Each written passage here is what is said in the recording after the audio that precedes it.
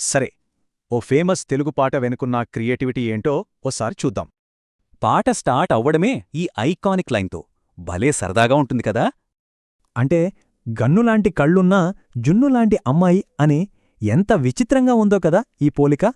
ఈ ఫీలింగ్ని చెప్పడానికి ఈ పాట మనకు తెలిసిన కొన్ని గందరగోళ పరిస్థితులతో పోలుస్తుంది. అది అచ్చం బ్రేకుల్లేని బైక్ నడిపినట్టుంటుందట, కంట్రోల్ లేకుండా, డేంజరస్గా. ఇంకో మాటలో చెప్పాలంటే పట్టాలు లేని రైలు ప్రయాణం లాంటిది.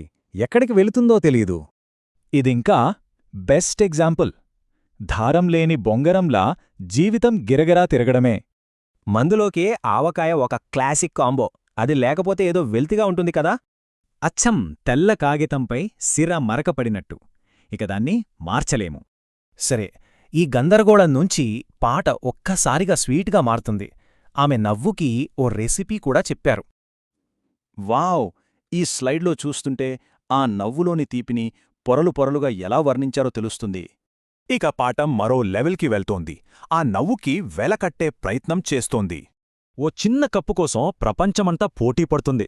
ఇక్కడ అసలు పాయింట్ ఏంటంటే, అవును, ఇంతకీ ఆమె నవ్వే పెదవుల విలువ ఎంత? దానికి సమాధానం ఊహకు అందనిది. చూసారా, ఆమె నవ్వు కోసం ఒక చిన్న ప్రపంచ యుద్ధమే చేయొచ్చట. పోలిక మామూలుగా లేదు. ఇలాంటి గొప్ప సులువైన పోలికలు వాడటమే ఈ పాట ప్రత్యేకత. ఇదే దీని ఐడెంటిటీ. రచయితే దీనికి మస్తు మాసు పాట అని పేరు పెట్టారు. అంటే అందరికోసం రాసిన పాట అని. సో ఇక్కడ మనం నేర్చుకోవాల్సిందేంటంటే, గొప్ప విషయాలను సింపుల్ మాటలతో చెప్పే ఆర్ట్.